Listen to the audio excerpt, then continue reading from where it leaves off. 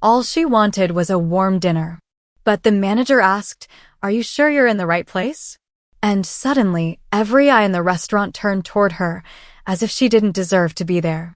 Martha Johnson was 68 years old. Dark skin, silver hair, but her back was still straight, her eyes still bright. She lived alone in a small rented apartment in Atlanta, Georgia. She'd been an elementary school teacher for 35 years before retiring. Her son, an engineer in Texas, called her every night. Her husband, he passed away from cancer 10 years ago.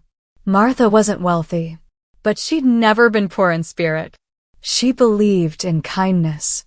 In saying hello to the cashier, thanking the bus driver. She still wore the burgundy wool coat she'd knitted back in 2002. On Sundays, she went to church. On Mondays, she stopped by the library. And on her birthday, she allowed herself a small luxury, dinner out. This year, she chose a well-known Italian restaurant in the upscale Buckhead area, fancy, where people wore tailored suits, leather shoes, and Rolex watches. She called ahead to make a reservation. The staff was polite. She carefully put on a hat, dabbed on a bit of lipstick, and wore her low-heeled shoes, still shiny and new. She didn't want to be mistaken for someone homeless. Not out of shame, but because she knew how quickly society judged based on appearance. It was drizzling. When she walked into the restaurant, she was greeted by the sound of clinking crystal glasses, laughter from the well-to-do, and smooth jazz in the air. But then, the manager's gaze, a white man in his 40s, swept over her like she was a speck of dust on the hardwood floor. "Excuse me, ma'am, what do you need?" he asked, his tone cold, emphasizing the word need. "I have a reservation." "The name's Martha Johnson," she replied with a smile. The manager hesitated. He looked her up and down. He didn't even bother checking the reservation list. He just said, coolly, "Are you sure you're in the right place? This isn't a soup kitchen." His words cut deep, not because they were cruel, but because they came from a kind of prejudice that hides behind civility. A look that already decided she didn't belong. She stood still. The whole restaurant went silent for a moment. A young waiter nearby looked unsure of what to do. A couple glanced at her, then looked away. Martha said nothing. She didn't argue. She didn't raise her voice. But in her eyes, something soft and warm, something that had been glowing for decades, dimmed, just a little. It was her birthday. But now she was just a mistake in a fancy room. She stood there in the restaurant foyer like a question mark out of place in a broken song. No one spoke up. The elegant chairs, the warm golden lights, the music, everything seemed to turn its back. The manager, Brent Wallace, his name printed neatly on the tag pinned to his chest, crossed his arms, raised an eyebrow. "If you don't need anything else, I'll have security escort you out." No apology. No reservation check. Just that look, so familiar to people like her. Older, black, modestly dressed. "Sir," Martha said softly, though her voice trembled. "I made a reservation. Over the phone, 3 days ago. Perhaps you should double-check." Brent didn't bother looking at the system. Instead, he turned to the hostess and muttered just loud enough so no other diners could hear, "See if she's on the list. Let's wrap this up quickly. We don't need a scene." A few minutes later, the young hostess looked up, clearly uncomfortable. "Yes, we do have a reservation under Martha Johnson. Table for one, at 6:30. Still, no apology from Brent. He shrugged, turned away, and tossed over his shoulder. "Seat her. Make it quick." Martha walked to her table, by the window, with a nice view. But her heart was heavy.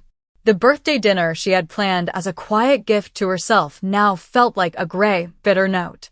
When the waiter brought out her appetizer, he leaned in and whispered, "I'm really sorry, ma'am. Not everyone here is like him." Martha looked at him, a young man, maybe in his 20s, likely late inks, and offered a faint smile. That small sentence was like a thin blanket on a cold night. But the evening wasn't over. As she ate her entree, a soft, comforting plate of lasagna she had looked forward to, she heard whispers behind her. These days, everyone thinks they have the right to sit anywhere. That table should be for someone who knows how to dress properly. Probably some activist type. Looking for a lawsuit. Martha put down her fork. Her chest tightened. Not because of what was said, but because it came from the table next to her, a group of 3 well-dressed white women around her age. She didn't respond. But her gaze, calm, pained, unshakably clear, met theirs, one by one. Like a mirror, reflecting the truths they had buried beneath their polished version of civility. When the bill came, Martha left a generous tip and a small handwritten note. I am a person. I am not a problem. Today is my birthday. And I sat at the table I reserved. Then she stood up and walked out, never looking back. The rain was still falling softly, but not enough to wash away the chill that people had left behind beneath all those twinkling lights. Martha got home around 9. Her burgundy coat was damp with rain, her hands cold and trembling, but she didn't turn on the heater. The room was dark still, just the ticking clock and the warm glow of the kitchen lamp. She sat in her usual wooden chair, took off her shoes, gently removed her earrings, the ones she bought herself last year, on sale, for her birthday. She didn't turn on the TV. She didn't want more voices, no empty talk shows, no back pain pill ads, no fake laughter from sitcoms. She just sat there, hands wrapped around a cup of tea, eyes gazing through the misty window. All her life, she had tried to do the right thing. Be an example. Hold her head high. Avoid trouble. And maybe because she had grown so used to staying silent to stay safe, she sometimes forgot silence, too, can be a kind of wound. This wasn't the first time she'd been treated differently. Back in the 70s, when she'd just graduated, some schools wouldn't hire her because parents aren't used to teachers of color.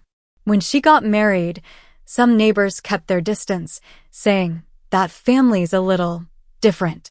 And when her husband died, more than one person said, with empty sympathy, well, at least now you have your freedom.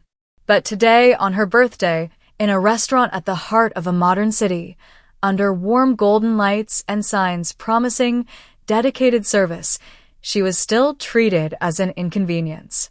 Not because she did anything wrong, but simply because she existed in a form people don't want to see in upscale places.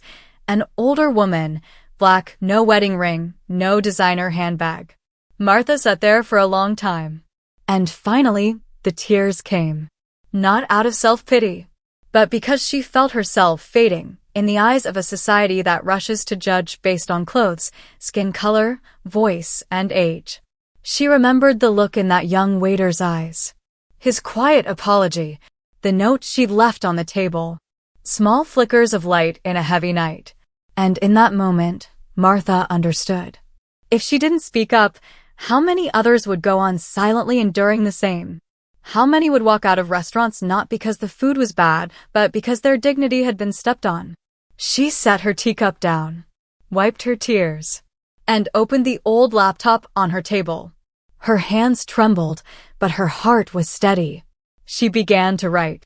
Martha opened her old, faded Dell, its keyboard worn, some keys barely legible, but still loyal after all these years. She pulled up a blank page, and she began to write. No fancy words, no anger, just the truth. I'm an older black woman. I went to a restaurant like anyone else, hoping to be respected, to be treated like a human being. Instead, I was turned away at the door, dismissed at a glance. She wrote as if each word was a heartbeat. She wasn't writing to complain. She was writing so that others who had stayed silent could be seen. She posted it on Facebook, where she had fewer than 200 friends, mostly retired teachers, former students, and a few neighbors. Without overthinking it, she attached a photo of the receipt and the handwritten note she'd left behind. The caption read simply, I just wanted to share my birthday story. Not everyone gets welcomed the same way. Then she closed the laptop, made another pot of tea, and went to bed. The next morning, when Martha woke up, her phone had nearly 80 new notifications. Her post had been shared over 3,000 times. One former student, now a lawyer, had messaged her. Ms. Martha, your post is everywhere. Do you want legal support? This is serious. Another, an independent journalist, asked if they could publish her story on their blog. But what moved her most was a comment from a woman she didn't even know.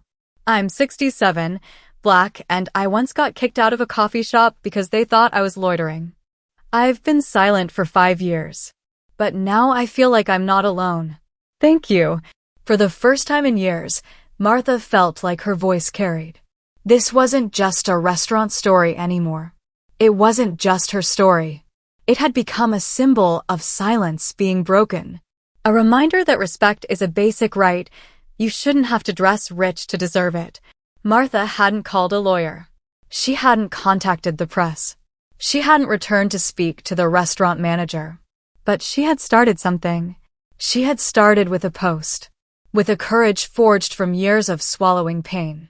And that, to her, was a revolution. 3 days later, Martha's post had over 150,000 shares.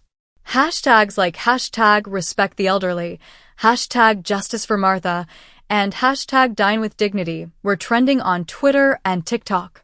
People reposted her story with photos of their parents and grandparents, elders who had once been mistreated just for how they looked, how old they were, or the color of their skin. On the local news, a reporter began their segment with, "A 68-year-old woman has sparked a wake-up call across the internet about how we treat our elders in everyday life." The first phone call came from the restaurant chain's PR director. His tone was flat, measured, like he was reading from a legal script. "Ms. Martha, we sincerely regret the unfortunate experience you had at our location. We are conducting an internal review and will be issuing a formal response shortly." She wasn't angry, but she heard the chill in his every word. No heartfelt apology. No real effort to see her as a person. The next day, the restaurant issued a press statement. It read, "We regret the misunderstanding. Our staff was simply following internal policies regarding reservations and appropriate attire." Public outrage exploded. Because everyone understood, appropriate attire was just a polite mask for prejudice.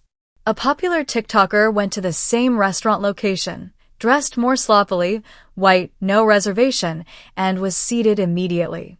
The video hit 4 million views in 24 hours. At the same time, older people of color began sharing their own stories. A woman denied service because she spoke Creole. A Black man in work clothes asked to leave because he was damaging the restaurant's image. An elderly Haitian gentleman said a security guard followed him around a grocery store for 30 minutes. Martha read every story. And she wept. Not from sadness, but because she saw something larger rising from her small voice.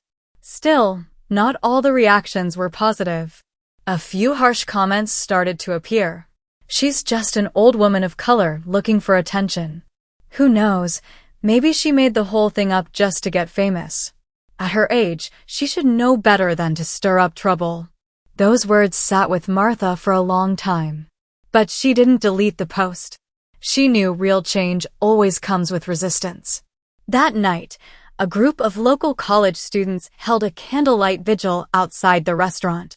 They carried signs that read, "Respect has no age limit. I am Martha. We're still sitting together." Martha wasn't there. She was at home, quietly sipping tea.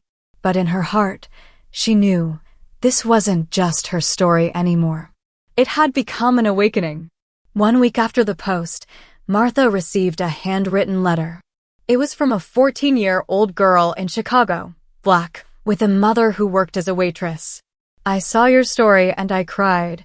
My mom gets disrespected by customers all the time, yelled at by her manager in front of people, but she's too afraid to speak up. You did something my mom never dared to do. Thank you for helping me believe that I can be different." Martha placed the letter on the table, looked at it, then looked in the mirror. She saw a woman who had lived 72 years, had taught generations of students, raised 2 sons, buried the man she loved, and stayed silent far too long in the face of society's small but sharp cuts. She thought to herself, if I stay silent now, what am I teaching girls like her? That afternoon, she called her former student, the one who was now a human rights lawyer. Her voice was still calm, but this time it wasn't just sharing, it was conviction. I want to send an official letter to that restaurant chain. Not for money. I want them to retrain all their staff on anti-discrimination. I want a public apology. And if they refuse, I'll take it further. What will you do if they stay silent? The lawyer asked. I'll organize a community dinner right in front of their restaurant. Everyone who's ever been turned away because of skin color, age, or how they dressed will sit down and eat together. No waiters needed. Just each other. There was a brief pause on the other end. Then the lawyer laughed, like he was seeing his old teacher again, the one who once said, teaching is planting seeds. But to spark change, you have to be the first one to bloom. Martha began drafting the formal demand. The old teacher, with silver hair and hands trembling with age, sat upright at her desk, typing each line with quiet determination. 1 week later, the letter was sent. 3 days after that, a response came. A senior executive from the restaurant chain agreed to meet with Martha, publicly, in front of the press, and the community. But Martha knew, this meeting wasn't just about an apology. It was her chance to speak for the thousands who had stayed silent. A moment where the voices of those deemed not good enough to be served could finally take a seat at the table. Martha stood outside the meeting room. The fluorescent lights glared down on glossy oak tables, black leather chairs, and the cold faces watching her from across the room. The CEO of the restaurant chain sat in the center, arms folded, his face unreadable. Beside him sat the head of HR and a few communications experts, all in polished attire, as if this were just another meeting, something to handle with polite words and performative apologies. But Martha hadn't come for apologies. She came for respect. An assistant led her to the room. A single chair had been placed across from them. She sat slowly, calmly, looked each of them in the eyes one by one, not with fear, but with quiet strength. Not to shame them, but to remind them she was not someone to be dismissed. The CEO finally spoke, his tone as smooth as if they were still in a boardroom. Ms. Martha, we're deeply sorry for what happened. I'd like to say this was an unfortunate incident. However, we're here to listen to your feedback and to understand how we can ensure this doesn't happen again. Martha didn't interrupt. She simply looked at him, then slowly opened her bag and pulled out a thick report. The room went silent. Even the CEO stopped mid-sentence. She placed the report on the table, deliberately, and began to speak. I don't want to be just another victim in this story. I don't need your apology. I need action. I need changes in your policies and staff behavior. I need you to see me not just as a customer, but as a human being. There needs to be immediate training on racial and age-based discrimination. And beyond that, I need you to ensure that people are treated with dignity, not just when the cameras are rolling. The CEO couldn't look away from the report. Numbers, case studies on discrimination, consumer rights violations, it was all there. Martha had done her homework, drawing from lawsuits, watchdog data, and public complaints. And when she looked at him, not with anger, but calm resolve, he felt the pressure building beneath the surface. She continued. What I need isn't more meetings or press releases. I need real accountability. I need you to stop hiding behind shallow PR strategies and see that people like me, we're not props in your brand image. A heavy silence blanketed the room. No one dared speak. Only a minute had passed, but it felt like a century. The CEO slowly closed his eyes, then opened them. We will review all of your requests. And we will create an action plan. But Mrs. Martha, I must clarify that our company has always followed established policies. And sometimes, incidents like this are unavoidable. Martha stood up and picked up the report. Yes, the incident may have been unavoidable. But how one responds to it, that can change. Then I won't leave this room until I receive a clear commitment from you all that change will happen, not because of the threat of a lawsuit, but because it's the right thing to do. The CEO fell silent, sighed, and looked at the people around him. There was a shift in the way they looked at her. A bit of discomfort. A hint of feeling exposed. Had she won the battle? Not yet. But she had forced them to look at themselves, to confront what they had done. 1 month passed since that meeting in the boardroom. Just as Martha had demanded, the restaurant chain began making changes. Small, but meaningful adjustments. While not all of her requests were accepted immediately, she noticed a clear shift in the details. They began retraining staff, organizing workshops on racial and age-based discrimination. They committed to new guidelines on how to treat customers, especially the elderly and those from marginalized communities. One day, she received a phone call from the company's head of HR. She thought it might be about some new PR campaign, but no, this time, it was a sincere apology. Mrs. Martha, I want to thank you. You've helped us see something we had never truly paid attention to. Our company is changing, and we want you to be part of that process. We'd like to invite you to speak at a board meeting about improvements to our customer approach and internal policies. She never expected to be invited to such a thing, but when she heard the words, it felt like a stone had been thrown into a still pond, ripples spreading far and wide. But what touched her most wasn't the invitation to high-level meetings.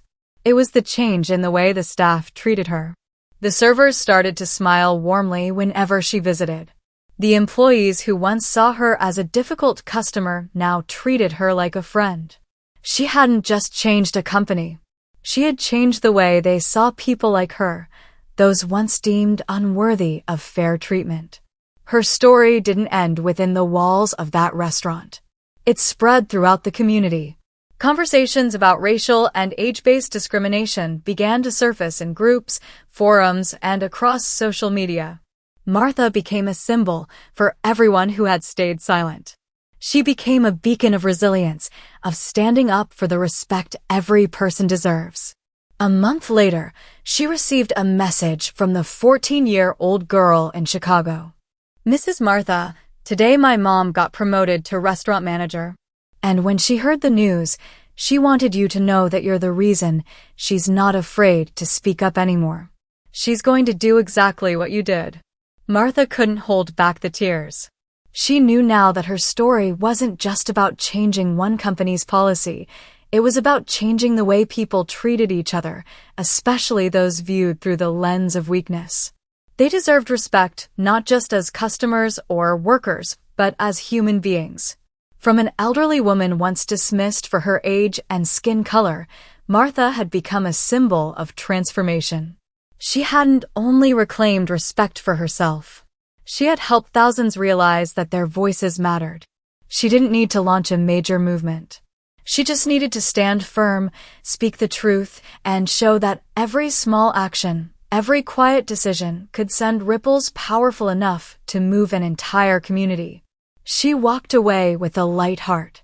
And when she looked back at the restaurant, it no longer seemed cold or hostile. It had become a symbol of a first step in a long journey toward equality. Martha sat by the window of her apartment on an autumn afternoon, the breeze rustling golden leaves. The world outside looked like a painting, but peace wasn't the only thing in her heart. She knew the journey wasn't over.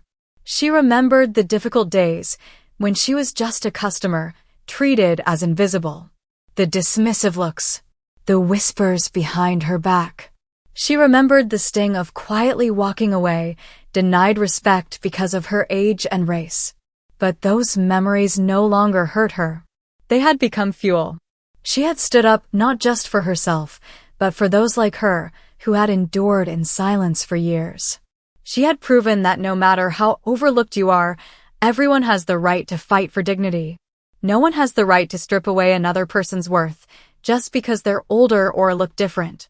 Last weekend, she received another letter, this time from a woman named Maria, a single mother living in South Florida. Maria wrote that Martha's story gave her the courage to stand up for her rights at work after being discriminated against for being an older mom.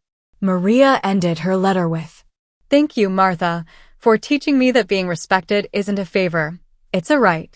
That letter moved her deeply. It was a heartfelt thank you, but it was also proof, clear evidence, that the changes Martha had helped ignite were no longer confined to one company or one community. She was no longer the woman being dismissed at a restaurant. She wasn't the difficult customer or the outsider anymore. She was the woman who helped change a system and, more importantly, showed the world that change begins when someone dares to take the first step. Small decisions. Small actions. A letter, a word, one courageous choice can change an entire system, an entire society. Martha was no longer just someone who had won a personal battle. She had become a symbol for the voiceless, for those pushed to the margins by unspoken cultural and social systems. She understood that in this life, anyone can spark change, no matter how powerless or overlooked they may seem. All it takes is the courage to stand up, to face adversity, and to speak the truth. As she looked back on her journey, she realized that change doesn't happen overnight. It's a process. Sometimes, it takes years for us to realize what we're capable of. And when we finally do, we must act, even if it's just one small step. Martha smiled softly. She didn't need more thank yous. She didn't crave recognition. She had already achieved what she set out to do, reclaim her own dignity and live a life where she no longer had to hide her vulnerability. As she returned to her stories, she knew this was a journey without a final destination. Her actions would continue to ripple outward, touching lives like stones dropped into a pond, small waves spreading farther than she might ever see, reaching people who had never dared to speak up.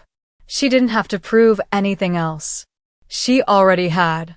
And each day, she kept moving forward.